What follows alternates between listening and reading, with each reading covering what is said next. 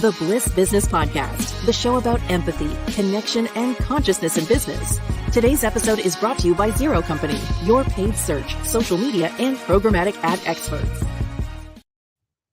Hello, and welcome back to the show. In this short Empathy Expansion Kit episode, we are covering the topic of building empathetic teams remotely. I'm Stephen Skash here with Tulio Siragusa. Hey, Tulio. Hello. I do love that beat when the show starts. It's always in a good mood. Always puts me in a good mood. So this is an interesting topic. For a lot of new companies, it's been a relatively new challenge since the pandemic. You know, we've had portions of our business remote for 15 years. So we've been doing this for a while.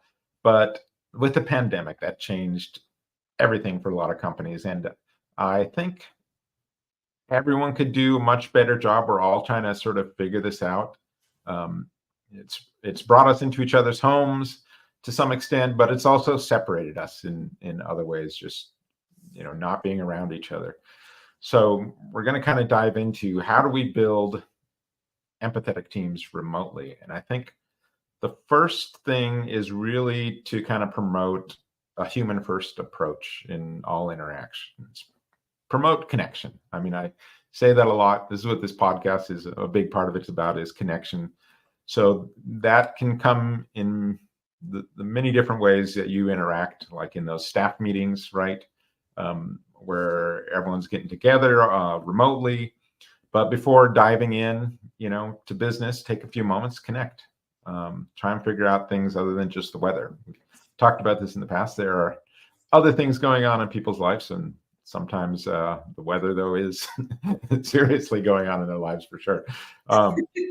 But you know, ask about their lives.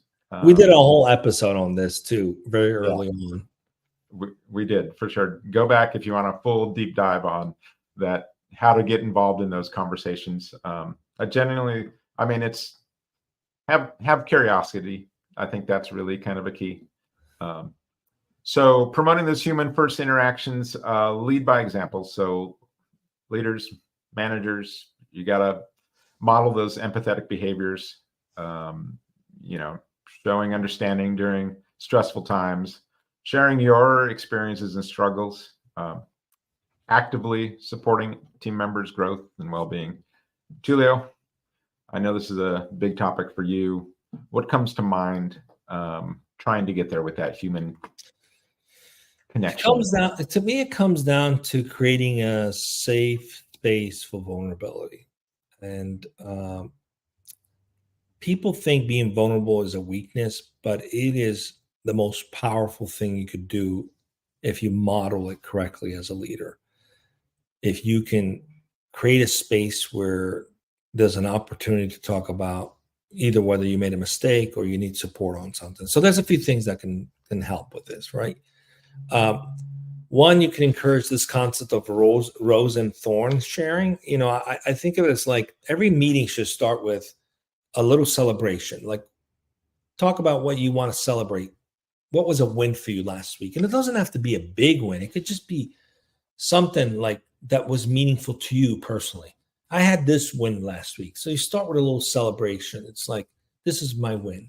And then talk about what challenge you're having that you need to face this coming week. Maybe you need some support or something, or maybe you're in your head about it, or maybe you just feel like it's an unsurmountable mountain, right? So you talk about something positive, a win, and then something not necessarily negative, but it's more like a challenge, a struggle. And so it's a mixture of celebrating. So everybody's like celebrating with you, but also it creates a psychological need to want to continue celebrating. So if you present the problem, then the natural tendency is, let's get this problem resolved so we can all celebrate with you. So it's an opportunity. And this practice creates a habit of openly sharing empathetically what's going on, the good and the not so good. The other thing too is to, and by the way, as a leader, model that.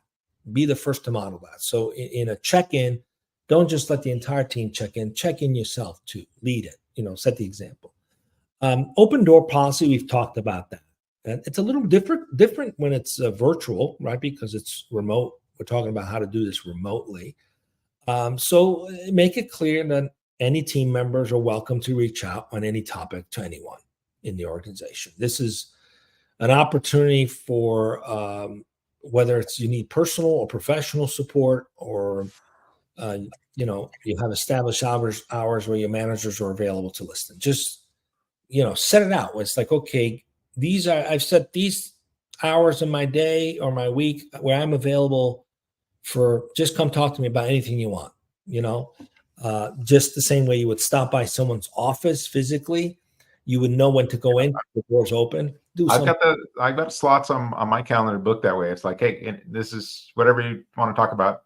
Come in, talk about it at this time. Exactly, like reserve. And I'm always putting that side, that time aside. And yeah, I can work on other things. If no one shows up, that's fine. But if someone does, you got the time. Slack just needs to create a status that says open door, like a status where open door, where you can virtually create an open door. For the most part, it is. I mean, I get Slacked a gazillion times a day, so it's.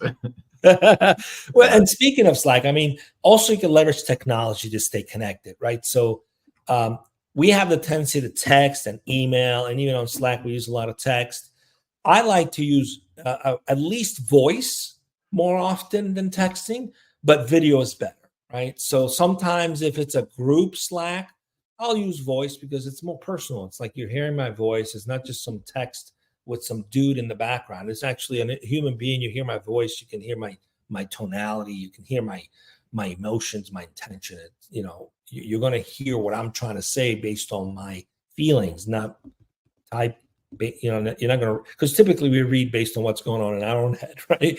So the voice makes it personal, but video is better. So if you can do video as often as possible, and then create virtual water cooler spaces, like you can use Slack or Teams or Discord to do informal chat channels, whether it's talking about pets, food, or hobbies. We've done a few things. We have the Thug Life channel where people share just random stuff, and also we have a photo contest we do every week. So there's opportunities to like just a space where you would.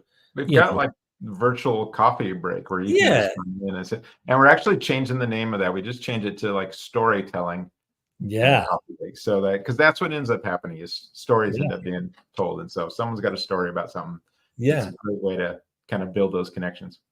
It's not hard to do. It feels awkward initially if you've never done it, but then people start showing up and they really enjoy it. So it's it doesn't cost anything to do this stuff. It's just making the effort and creating a model for it. Yeah. So, you talked about kind of the, what are your wins and your challenges from the past week. So we do that, in our staff meetings. One of the things we also do, and we've done this for years, is it's really public recognition of someone who did something for you, and just giving them a shout out, sending them some love for something. And this is part of our process. It's like, hey, I just want to thank this person, So it's really a sort of gratitude process. It's appreciation for your colleagues.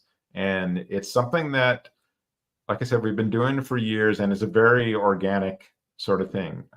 It's I was worried when we first tried it, it might be like forced or whatever, but no, people really wanted to do this.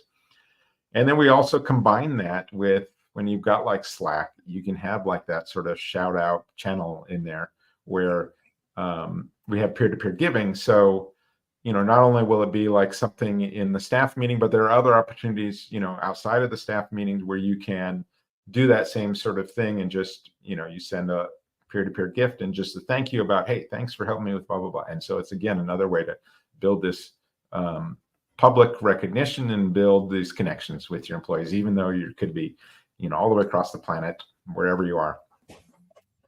And then we also have put in a lot of effort in kind of the EQ, emotional intelligence, empathy training, where we offer like workshops, and it's really kind of a volunteer thing where you can come in, and if you've got time, we'll have like a half an hour, an hour session on something, and we'll go through some very deep things in that process. And I know, Tula, you've led some of these too, but it's just another way where you're just connecting at just a whole different level.